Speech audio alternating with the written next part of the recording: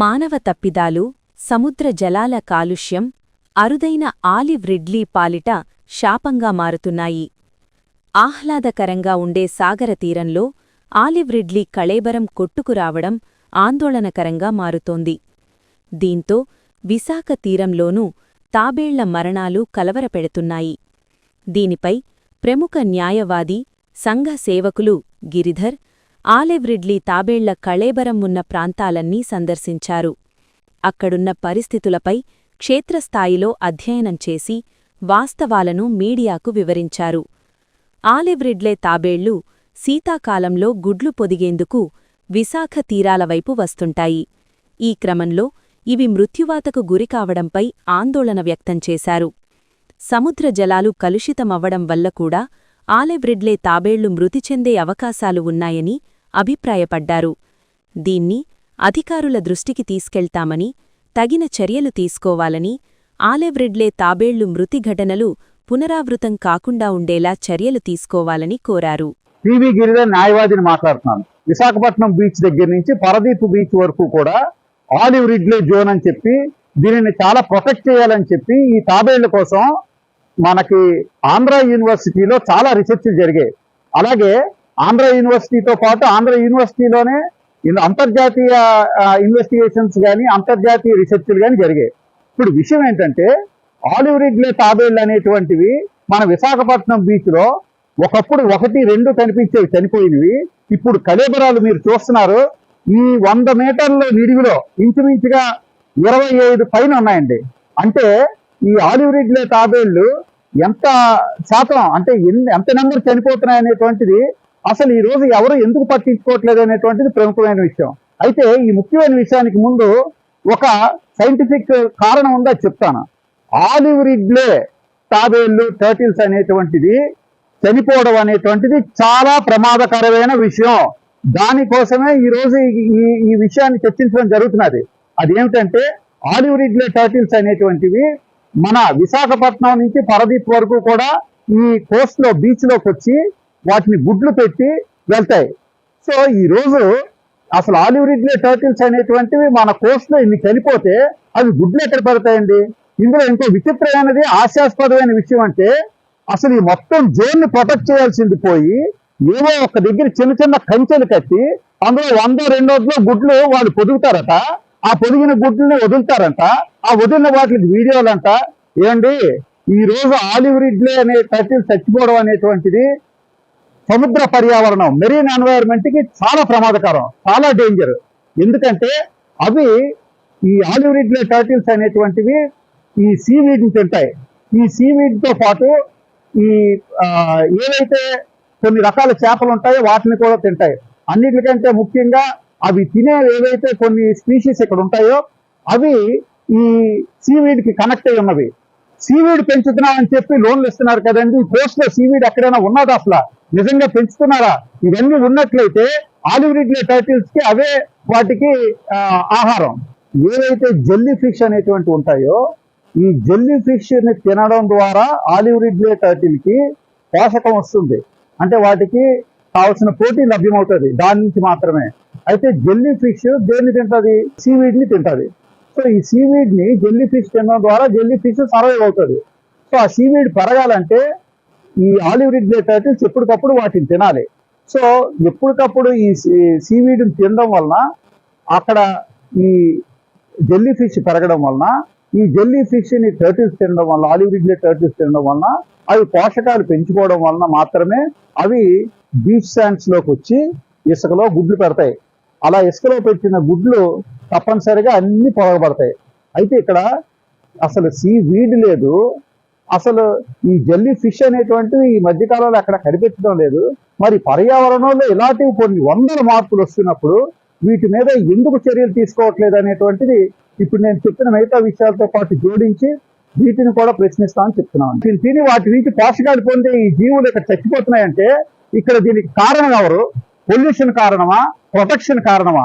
దీని గురించి ఈరోజు మనం చాలా చర్చించవలసిన విషయం ఉంది. ఎందుకంటే ఈ పర్యావరణం దెబ్బతినాలనేటువంటిది అసలు మన భూమి మీద కూడా ఎన్నైతే ఈ బీచ్ ఈ కోస్టల్ లైన్లో ఎన్నైతే పరిశ్రమలు ఉన్నాయో అలాగే విశాఖపట్నం ఈ రోజు ప్రమాదకరమైన స్థాయిలో ఉన్నటువంటి పొల్యూషన్ ఉన్నదని ఏదైతే చెప్తున్నామో వీటిలన్నిటికీ ఇది నిదర్శనం అండి. ఎందుకంటే ఏదైతే కార్బన్ లెవెల్స్ ఉంటాయో, ఏదైతే ఓజోన్ లెవెల్ ఉంటుందో, ఓజోన్ పొర ఉంటుందో, వీటిలన్నిటికీ సంబంధించి పర్యావరణ శాస్త్రం ఏం చెప్తుందంటే ఈ కార్బన్ ఏదైతే ఉంటుందో అది సముద్రంలోని ఇక్కడికి వచ్చి కోస్ట్ లో అది అబ్జర్వ్ అవ్వాలండి. అబ్జర్వ్ అవ్వాలంటే సీవీడ్ ఉండాలండి, సీవీడ్ ఉండాలంటే టర్టిల్స్ ఉండాలండి. సో ఇవన్నీ కూడా ఒక సర్క్యూట్, ఇవి కనెక్ట్ అయి ఉన్న విషయాలు. అంటే ఈ రోజు ఈ తాబేలు ఇక్కడ చచ్చిపోవడం అనేటువంటిది మామూలు విషయం కాదు. మరి ఈ తాబేళ్లు లాంటి ఎన్నో జలచరాలు చచ్చిపోతున్నాయంటే వీటికి సంబంధించిన పర్యావరణ శాఖ ఏం చేస్తుంది, ఓ పక్క ఫారెస్ట్ ఏం చేస్తుంది, ఫారెస్ట్ శాఖ ఏం చేస్తుంది, ఇంకో పక్క మనకి జూలాజికల్ పార్క్ ఉంది, వాళ్ళ తాలూకా రెస్పాన్సిబిలిటీ వాళ్ళు ఏం చేస్తున్నారు, వీటికి మించి పొల్యూషన్ కంట్రోల్ బోర్డు ఏం చేస్తున్నారు. అంటే నేను చెప్పేది ఏంటంటే ఇవన్నీ వాళ్ళ కళ్ళకి కనిపించక వాళ్ళకి తెలియకపోయినట్లయితే ఒక చిన్న దడికెట్టి అందులోని 100-200 గుడ్లు అక్కడ పొదిగించాల్సిన అవసరం లేదండి.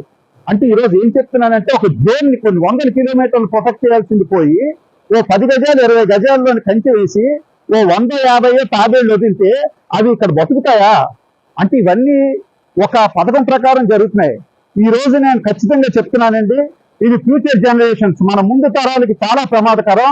ముందు తరాలు అంటే మాకొక్కరికే కాదు, అధికారులకి ముందు తరాలు ఉంటారు, అలాగే నాయకులకి ముందు తరాలు ఉంటారు. ఈ రోజు నేను చాలా ఖచ్చితంగా చెప్తున్నానండి, ఇది అత్యంత ప్రమాదకరమైన విషయం. ప్రజలు పట్టించుకోవాలి, పర్యావరణ శాస్త్రవేత్తలు పట్టించుకోవాలి, అలాగే ప్రజా సంఘాలు కూడా పట్టించుకోవాలి, ఎన్వైరన్మెంటల్ యాక్టివిస్టులు కూడా పట్టించుకోవాలి. ఇప్పుడు ఏవైతే తాబేళ్లు గుడ్లు పొదుగుతున్నారో దానికి సంబంధించిన ఎన్జిఓస్ కూడా పట్టించుకోవాలి. అయితే అధికారులకి నాయకులకి తేడా ఏంటంటే నాయకులకి తెలియకపోతే అధికారులు చెప్పాలి. ఈ రోజు ఇంటికి వెళ్ళి మనం ఎంత అన్నం తింటున్నాం అంటే ఆ జీతం తీసుకున్న దానికి కొంత సార్థకత ఉండాలి కదండి. అంటే చట్టాలు పట్టింపు లేదు అధికారులకి, కోర్టులు అంటే న్యాయస్థానాలంటే పట్టింపు లేదు, న్యాయవాదులు అంటే పట్టింపు లేదు. అసలు ఈ వ్యవస్థ మీదే వాళ్ళకి అంత కేర్లెస్ గా ఉన్నారండి. దీని అంతటికీ కారణం అవినీతి. వీటి గురించి నేను ఇప్పుడు చెప్తున్నాను. ఖచ్చితంగా వీటి మీద ఏవైతే చర్యలు తీసుకోవాలో ఆయా డిపార్ట్మెంట్లు అందరికీ తెలియజేస్తాం. వాళ్ళకి తెలిసి ఊరుకున్నప్పటికీ కూడా మా బాధ్యతగా మేము తెలియజేస్తాం. అంతేకాదు వీటిలన్నిటికీ న్యాయస్థానాలు ఖచ్చితంగా జైలుకి పంపుతాయి. వాళ్ళు ఖచ్చితంగా వీటిలన్నిటికీ అధికారులు శిక్షింపబడతారు. దానికి తగినటువంటి చట్టాలు ఏవైతే ఉన్నాయో ఆ చట్టాలను వాళ్ళ మీద ప్రయోగించి వాళ్ళని పార్టీ చేస్తాం. అంతేకాదు ఈ రోజు ఏ బార్ అసోసియేషన్ లోని కూడా ఇలాంటి నేరాలు చేసిన వాళ్ళకి అత్యంత ప్రమాదకరమైన నేరాలు కాబట్టి వాళ్ళ తరఫున వకాలట్లు కూడా వేయకుండా అడ్డుకుంటాం అని చెప్తూ ఇది హెచ్చరికగా తీసుకోండి. దీన్ని మీరు అర్థం చేసుకొని రాబోయే తరాల కోసం పర్యావరణాన్ని కాపాడండి. అలాగే వీటిని చనిపోతే ఏం చేయాలనేటువంటిది కనీసం లెబొరేటరీకి తీసుకెళ్లి టెస్ట్ చేయాలన్నటువంటి ఒక ఆలోచన కూడా ఎవరికి లేకపోవడం అనేటువంటిది ఇది చాలా తీవ్రమైన విషయం. అందువలన నేను ప్రభుత్వానికి విన్నవించుకునేది ఏంటంటే దీని మీద తగిన చర్యలు తీసుకోండి, అధికారులకు ఆదేశాలు ఇవ్వండి. అలాగే అధికారులకి నేను చెప్తుంది ఏంటంటే వీటి మీద వెంటనే వ్యవహారం తేల్చి ఇది ఎందుకు జరుగుతుంది అనేటువంటి సరైన ఎన్వైరన్మెంటల్ మేనేజ్మెంట్ ప్లాన్ కానీ మీరు రూపొందించకపోయినట్లయితే, తగిన చర్యలు తీసుకోకపోయినట్లయితే మీ అందరి మీద కూడా పొల్యూషన్ అనేటువంటిది క్రిమినల్ కేసులు, ఆ కేసులు పెట్టి మీకు కోర్టు ద్వారా తగిన శిక్ష వచ్చేలా కోర్టును ఆశ్రయిస్తామని కూడా చెప్తున్నానండి. ఒక జోన్ అనేటువంటిది ఉందో, ఆంధ్ర యూనివర్సిటీలోని పెద్ద పెద్ద రీసెర్చ్లు జరిగాయి, దాని మీద సైంటిస్టులు ఉన్నారు, వాళ్ళందరూ కూడా ఇవి కాపాడడం ఎంత ముఖ్యం అనేటువంటిది ఒక పక్క చెప్తున్నారు. ఇన్ని చెప్తున్నా కూడా అధికారులు అనేటువంటి వాళ్ళు వాళ్ళ పరిధిలోనే ఉన్న వ్యవహారాలు వాళ్ళు చెయ్యాలి కదండి. వాళ్ళు ఎందుకు పట్టించుకోవటం లేదు? ఎప్పటికప్పుడు రిపోర్ట్లు ఎందుకు తీసుకోవటం లేదు? దీనికి కారడేడు వాటి మీద ఎందుకు చర్యలు తీసుకోవటం లేదు? చిన్న ఎగ్జాంపుల్ చెప్తాను. ఇక్కడికి చాలా దగ్గరలోనే ఎంవి మా అనేటువంటి షిప్ ఇక్కడికి వచ్చి ఒడ్డులోనే ఉంది. అది అక్కడ ఉండొచ్చా?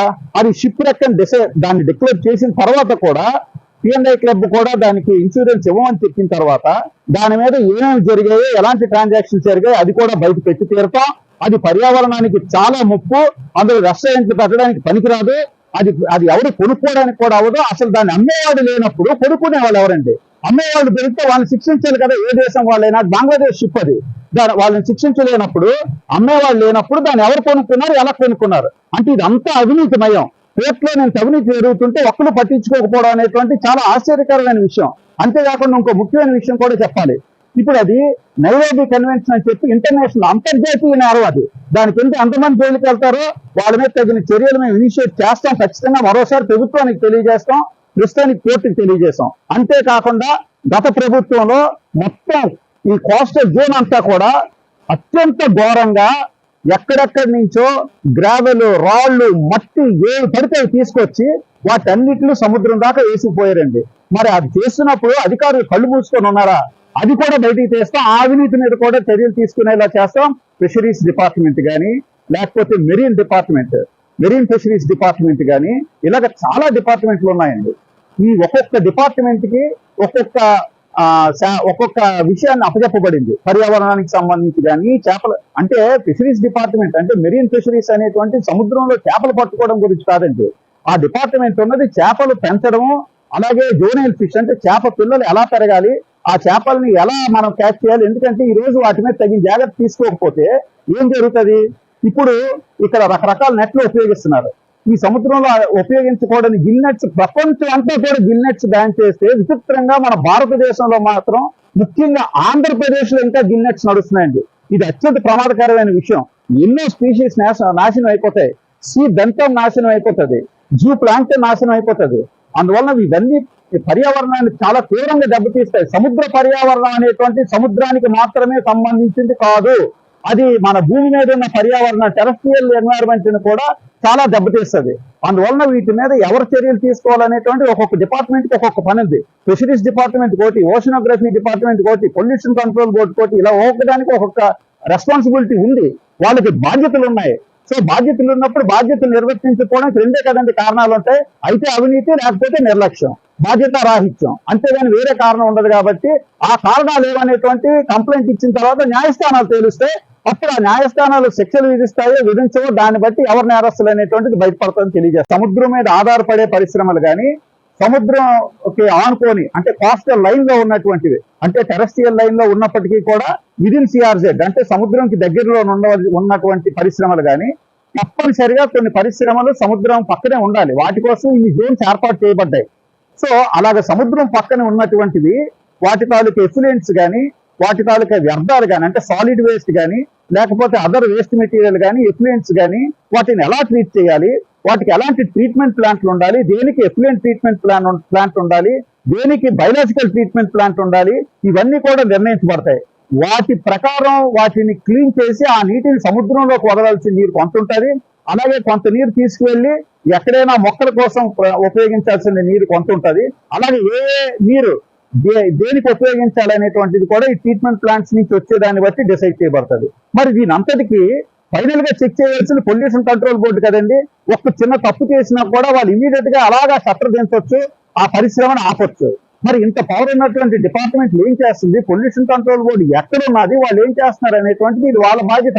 ఎన్ని పర్మిషన్లు ఇచ్చినా, ఎంత రీసెర్చ్ జరిగినా చివరికి ప్రతి పొల్యూషన్ ని అరికట్టాల్సింది కానీ, వాటిని పట్టుకోవాల్సిన బాధ్యత కానీ పొల్యూషన్ కంట్రోల్ బోర్డుది. సో అది సెంట్రల్ పొల్యూషన్ కంట్రోల్ బోర్డా, స్టేట్ పొల్యూషన్ కంట్రోల్ బోర్డు అయినప్పటికీ కూడా పొల్యూషన్ కంట్రోల్ బోర్డుకి సంబంధించిన వ్యవహారం కాబట్టి వాళ్ళు ఇచ్చినటువంటి ఎన్వైరన్మెంటల్ మేనేజ్మెంట్ ప్లాన్ కానీ, టర్మ్స్ ఆఫ్ రిఫరెన్స్ టీఓఆర్స్ కానీ, వీటన్నిటికి సంబంధించి ఎక్కడికక్కడ ఖచ్చితంగా ఉన్నాయా లేదా అనేటువంటిది వాళ్ళు ఇప్పటికప్పుడు పీరియాడికల్ ఇన్స్పెక్షన్స్ ఉన్నాయి. అవి అసలు చేస్తే కదా, ఒకవేళ చేస్తే చేయలేదా చేశారా ఒకటేనండి. చెయ్యలేదైతే ఇవి గ్యారంటీగా తెలియదు కాబట్టి నేరం, చేస్తే పట్టుకోలేదు కాబట్టి అవినీతి. సో ఖచ్చితంగా వీళ్ళు ఈ పర్యావరణానికి సంబంధించి నిర్లక్ష్యం కానీ, అవినీతి కానీ రెండు కానీ ఉన్నాయన్న విషయాన్ని తెలియజేస్తున్నాం. సదరు విషయాలు అన్నింటి మీద కూడా న్యాయస్థానంకి పరిధిలోకి తీసుకువెళ్తాం. అలాగే అవసరమైతే హైకోర్టు ముందుకు తీసుకెళ్తాం. ప్లాస్టిక్ కూడా అత్యంత ప్రమాదకరమైంది. అది భూమి మీద ఉంటే అంత ప్రమాదకరం, ఇసుకలోనుంటే అంత ప్రమాదకరం, బీచ్ శాండ్స్ లోని, సముద్రంలోనుంటే అంతకి 100 రెట్లు ప్రమాదకరం. ఎందుకంటే ఈ రోజు మనం ఆ సముద్రంలోని పట్టిన చేపలనే తింటున్నాం, అది అందరూ గుర్తుపెట్టుకోవాలి. అలాగే సముద్రంలో ఉన్న చేపలనే కాకుండా చాలా రకాలైనటువంటి సీ ఫుడ్ మనం తింటున్నాం. అయితే ఇప్పుడు ఇక్కడ ఎలా జరుగుతున్నది అనేది మనం గమనించినట్లయితే ఈ ప్లాస్టిక్స్ ద్వారా మైక్రో ప్లాస్టిక్స్ అనేటువంటివి చాలా చిన్న స్థాయిలో ప్రారంభమవుతున్నాయి. అలాగే ఈ పర్యావరణంలో వచ్చినటువంటి మార్పు, కాలుష్యం వలన డైబెంజిన్, డయాక్సిన్స్, ఫ్యూరెన్స్ అనేటువంటివి కూడా ఈ కార్బన్ తో పాటు సముద్రంలో అబ్జర్వ్ అవ్వడం జరుగుతున్నది. వీటిలన్నిటి వలన ఈరోజు గమనించినట్లయితే ప్రపంచ స్థాయిలో జరిగిన రీసెర్చ్ లో వాళ్ళు చెప్తున్నది ఏంటంటే, శాస్త్రజ్ఞులు చెప్తుంది ఏంటంటే, సైంటిస్టులు చెప్తున్నది ఏంటంటే, ఎక్కడైనా సరే ఒక గ్రాము ప్రోటీన్ లో 4 నానోగ్రాముల ఈ డయాక్సిన్స్ అనేటువంటి విషపూరితమైనటువంటి కెమికల్స్ ఉంటున్నాయని వాళ్ళు చెప్పారు. ఇది అత్యంత ప్రమాదకరమైనది. 1 గ్రాము ప్రోటీన్ లో 4 నానోగ్రాములు అనేటువంటిది చాలా డేంజరస్ క్యాలిక్యులేషన్ అది. అంటే ఆ స్థాయి చాలా ప్రమాదకరమైన స్థాయి. మరి ఇవన్నీ చెప్తున్నప్పటికీ కూడా ఇలాంటి యాక్షన్స్ తీసుకోవటం. ఈ మైక్రో ప్లాస్టిక్స్ అనేటువంటివి బ్లడ్ లో వాటిలో కలిసిపోయి, సెల్స్ లో కలిసిపోయి, అవి మన శరీరంలోకి చేరి, మన శరీరంలో కూడా అవి ఉండిపోయి, మన బ్లడ్ లో కూడా రావడం వలన ఇది చాలా ప్రమాదకరమైన విషయం. ఎంత ఘోరం అంటే, స్త్రీలకి బ్రెస్ట్ మిల్క్ లో నుంచి కూడా ఈ మైక్రో ప్లాస్టిక్స్ కానీ, డయాక్సిన్స్ కానీ కార్సినోజెనిక్ మెటీరియల్ కింద మారి క్యాన్సర్ కారకాలుగా అవి పాలు తాగే చిన్న పిల్లల ఒంటిలోకి కూడా చేరిపోతున్నాయి. అంటే మనం ఈ భారతదేశంలో, ముఖ్యంగా మన ఆంధ్రప్రదేశ్ లో ఈ కోస్టల్ జోన్ ఎంత ముఖ్యం అనేటువంటిది గమనించాలి. ప్రజలు ఎంత ప్రమాదకరమైన పరిస్థితుల్లో ఉన్నారో కూడా తెలుసుకోవాలి. దీని మీద తక్షణమే చర్యలు తీసుకోవాలని నేను డిమాండ్ చేస్తున్నాను.